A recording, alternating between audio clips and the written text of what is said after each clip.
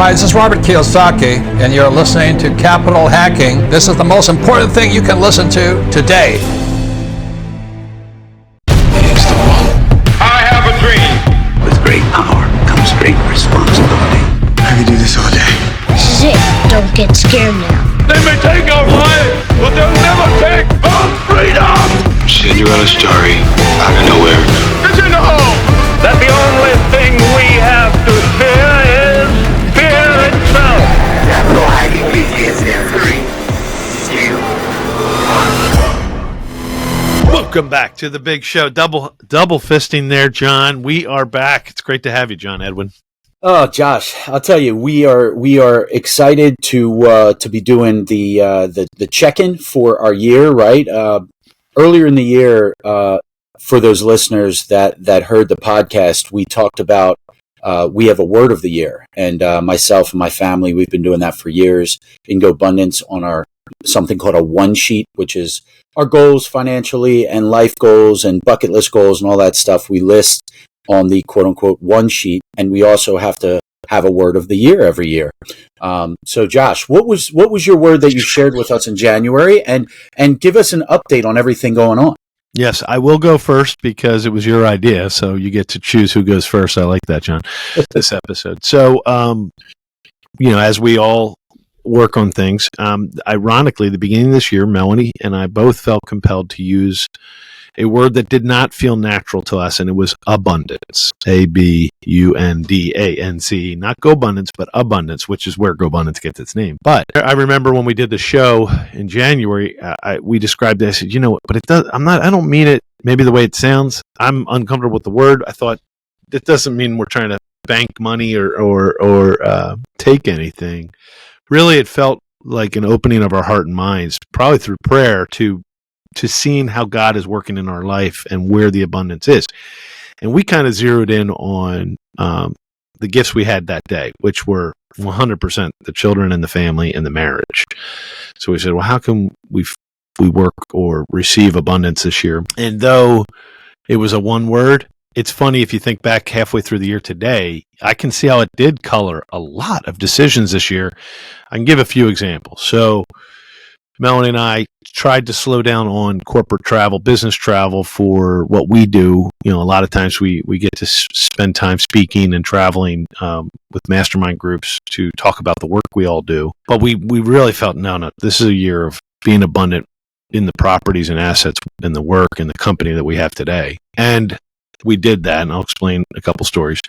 And then the other one, which was super stressful, even though the word abundance sounds like a good thing, but the stress around family and making sure we're really being parents to adults now, that was something we felt we had to lean into abundance and try to figure it out. And we kind of, I'll start there. So with our word abundance, we leaned on the idea of making a concerted effort to listen to the older children and what it's like being them. We learned it from Lloyd Reeb, who's been a mentor over the last few years. From Halftime, he goes, he has a fun question he likes to open up when talking to his children and people he cares about. He'll just say, what's it like being you? And working on listening. So that has been an effort this year, and I'm not sure we were doing, I know we didn't have great structure to it, but some serendipity happened, and this is where work kind of dovetails with family.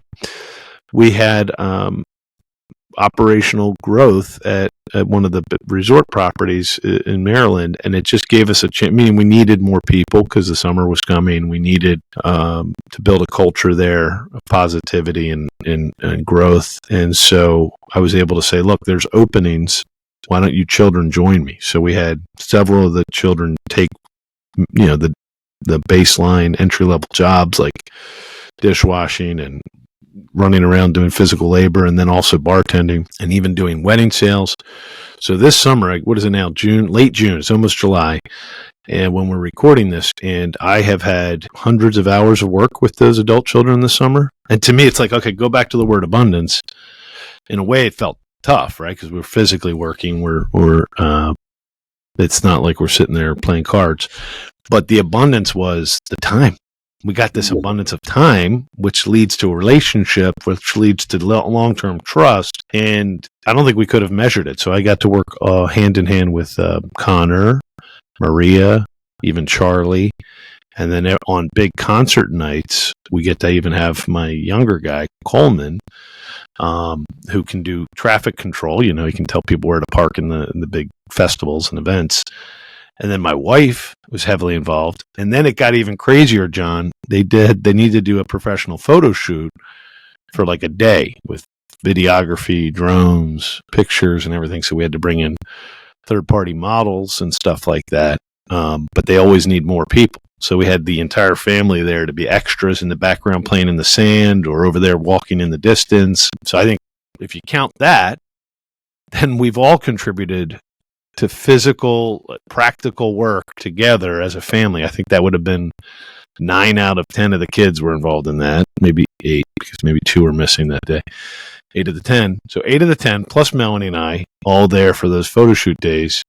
So we've all, I would say that's the abundance we wanted to see too. And then going back to the business, I mean, how many times, I'm sorry, you probably didn't want me to go this long, but how many times do you get to, the abundance for us is to just recognize we have such a tremendous gift. So many people depend on us, from investors, but also operators and staff.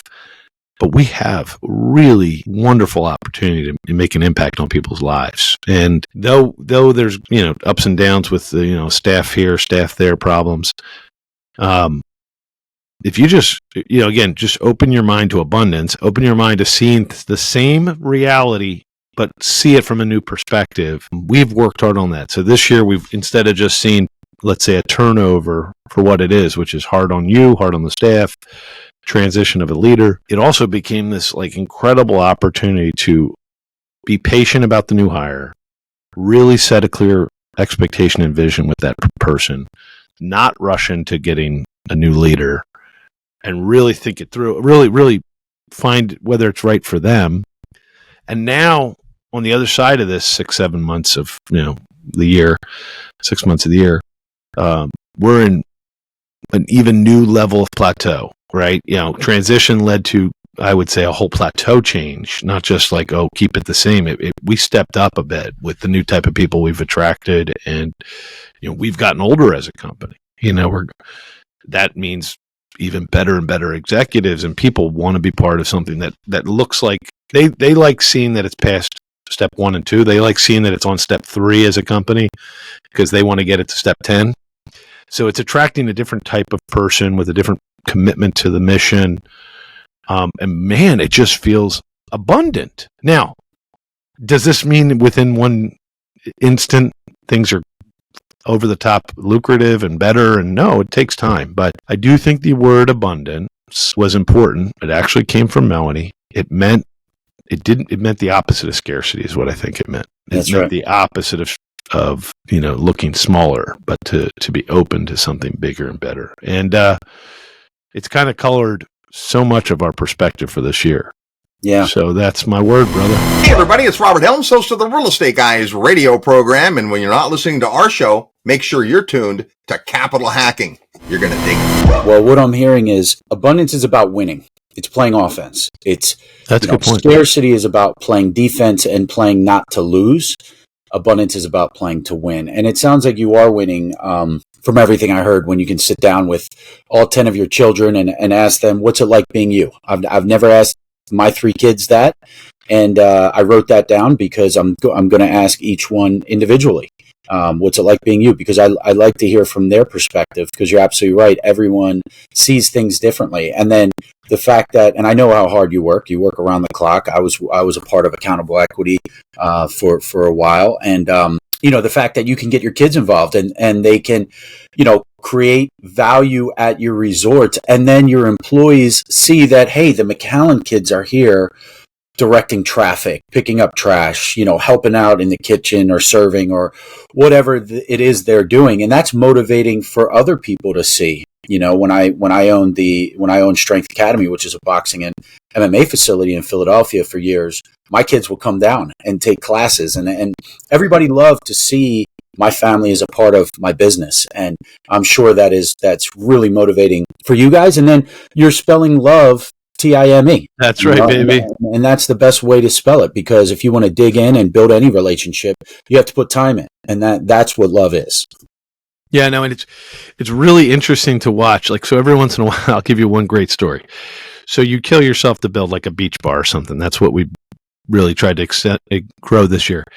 And yeah, I think we probably grind out as much physical and or mental work as anybody on the team. So there's no real distinction. I'm working, you're working.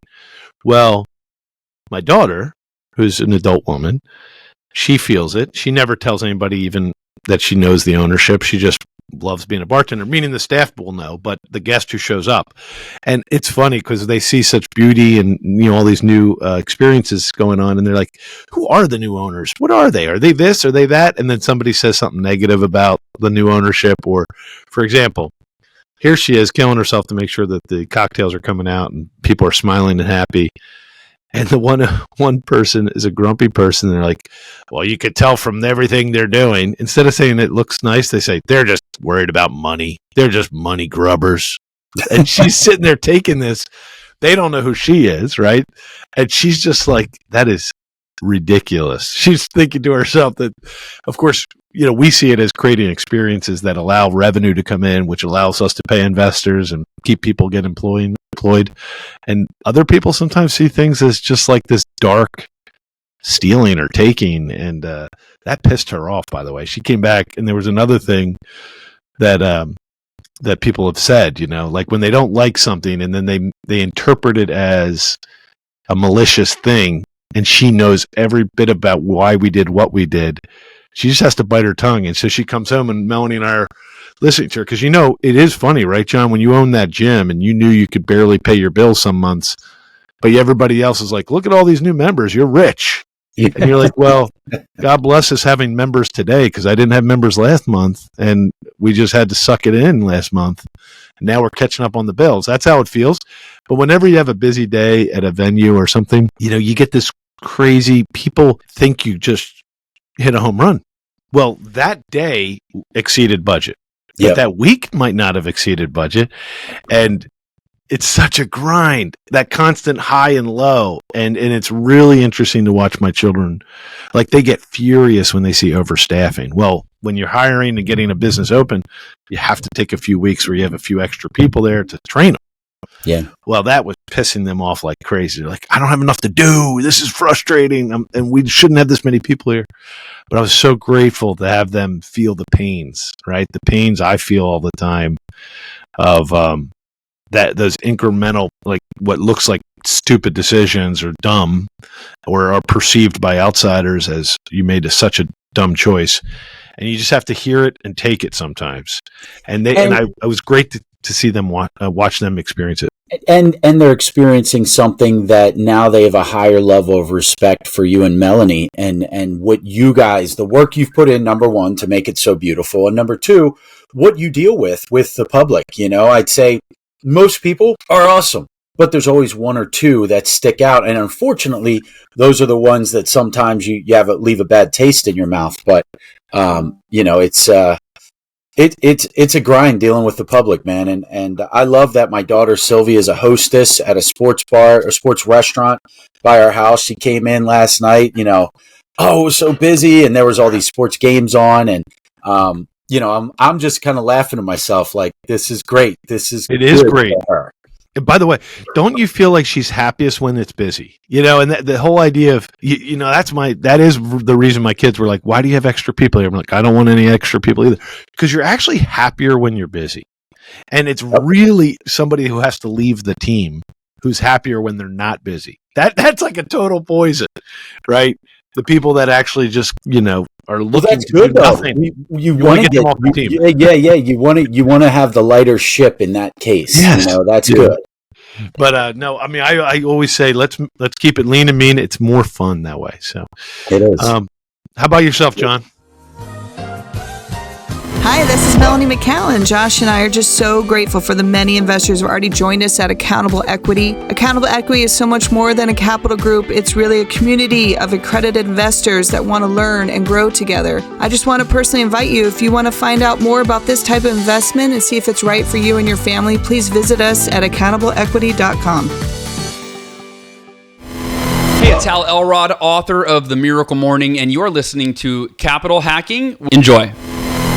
Yeah, so my word of the year for 2025 was health.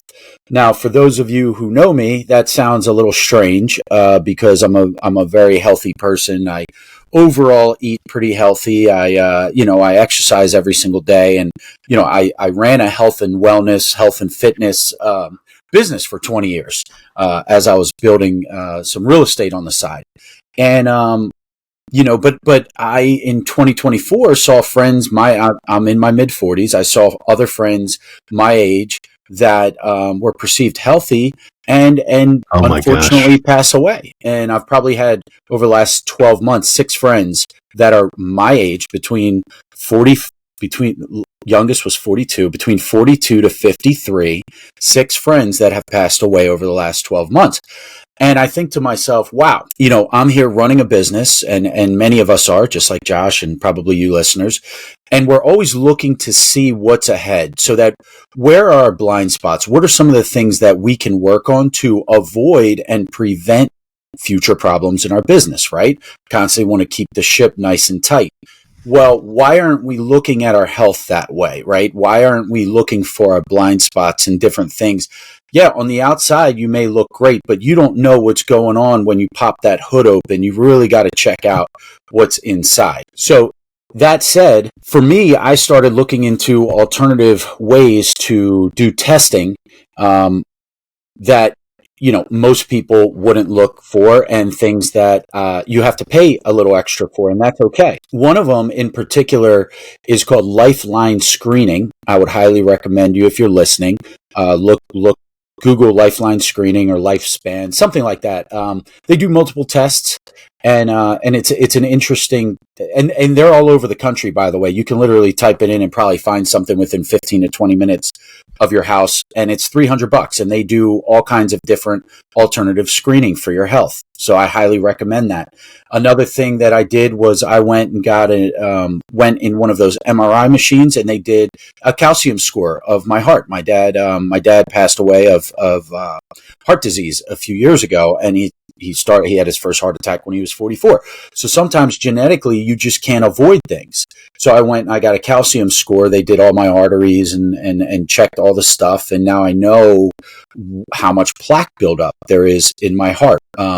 In next week, actually, July 3rd, I go and I get they do an ultrasound of your heart, and I do that every single year. I have a cardiologist that I meet with every 6 months. I have a alternative doctor who does hormonal testing and does much more advanced blood testing than most. And that goes through the Mayo Clinic. So there's different things that you should look into as we get older, and we're not old, right? We're middle-aged, but you really want to make sure that you're looking into your blind spots, versus just going, oh yeah, I feel good, I look good. Well, you don't know. You could literally die in your sleep tonight if there's something going on inside of you that you didn't see, that you didn't know of. So it's good to just get ahead of the curve. Well, with those tests, how many more do you have to do? Like, did you have a certain number of things you wanted to get done this year? Have you finished? Yeah. So yes, I did. So I still, like I said, on July 3rd, I go for that ultrasound of my heart. There's a name for it. It's eluding my brain right now. But I don't know what that costs. Maybe $200, $300, something like that. Usually these tests are relatively inexpensive.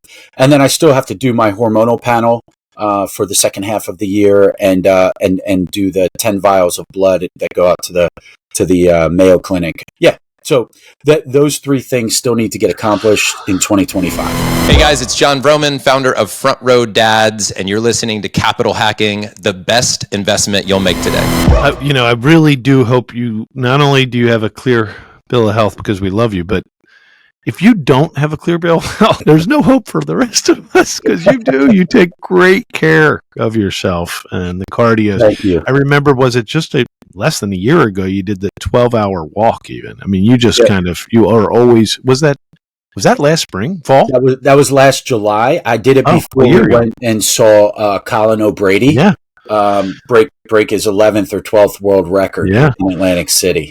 Yeah, so we know you're putting the time in. So say they come back and say they're not happy with one of your scans. What more can you do, brother? There's not much more. Well, at least you know, and that's the thing. Yeah. And the other thing I want to tell our listeners that, just being in exercise and fitness and sports my whole life, the best way to get in shape is to pick something that you really enjoy. Like, don't go to the gym and just, look at, like what Matt Faircloth was just saying, like he looks around and sees what other people are doing. And a lot of people, I would say more than half the people in the gym probably do that.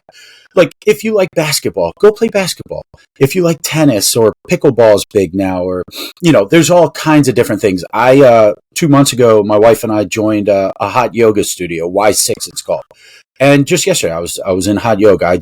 I do yoga now 2 to 3 times a week, and it's been incredible for my flexibility. I enjoy combat sports, Muay Thai and boxing, so I get involved there. Of course, I do my strength training and all the other stuff, but find stuff that you really enjoy to do, and also do little challenges. Like for July, I just yesterday made a commitment. I saw a little ad on Facebook, to be honest, and it was like, 50-mile ruck challenge. So I ruck almost every day. I rucked this morning with 45 pounds on my back. Did you really? Wow. Yeah. I love it. It's awesome. Get a rucksack. They're amazing. It costs a few $100, but it's worth it. What are we talking about here? So it's a backpack with specifically built to carry a certain amount of weights? Yeah. It's pretty cool. So a true ruck, people say they ruck, but what they do is they just grab a backpack and throw rocks or weight in there. And that's okay. That's fine. But an actual rucksack is built to hold weight, a lot of weight. And there's a snap thing that comes across your chest, and it straps around your waist to take some of the pressure off of your lower back, because that's an issue when you start loading stuff on your shoulders. It's impacting your lumbar spine. Right. Yeah. So that stuff it adds more. It balances the weight to your hips.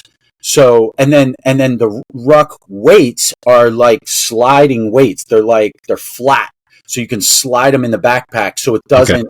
It's not awkward on your back. So I just decided in July, my challenge will be to ruck 50 miles in July. And, that doesn't sound all that hard, but if you think about it, it's almost 2 miles a day. And if you miss a day, well, now you're going to go 4 miles. And if you miss 2 days, now you're walking 6 miles the next day. So you really have to, the key is consistency. Yeah. Wow. I love it. So, as we come to the end of this update, I think what I'll do is I'll take this conversation as a way to say refocus, get more of this word infused into my daily work, and put some more things on the calendar. Melanie just called me before this and said, let's do the next private dinner with one of our adult children, and so she's hopefully put that together for tonight. She wanted to do. So that'll be one little step, but then take more steps. How about yourself? What's your final closing word here today for the show? Yeah, so the last thing I'd love to relay to our listeners is don't think you missed the boat. If you're listening right now and you're like, oh crap, that's a great idea, a word for the year. Well, guess what? Make it a word for the year. Start right now. It's never too late. We have 6 months left in the year. Create a word. You know what? Paint it on a canvas. It's freaking awesome. My family and I, most years we paint our word and we use little things, but paint it on a canvas, write it down, do whatever you want, but pick a word right now and just go after it. Love you, John. Can't wait to talk to you next week, buddy. Cheers. Damn straight. We just got buddy. We got to the end of another great show, and everyone listening right now, you're the family and friends. Thanks for staying till the end. That was so fun. And hey, hit the like, hit subscribe. We're here to serve you guys. That's why we're doing this show. Josh is not paying me. I'm doing this off of my quote unquote sweat equity because we want to make a difference in your life. And then that ripple effect will continue to touch the world. Hey, amen, brother. Please check us out on capitalhacking.com, all the social media threads. And yes, I know you've probably already sent this episode to one of your best friends. Thank you. We love you. Just go right into your iPhone, hit the plus symbol. We'll talk to you later. See you next week. Share.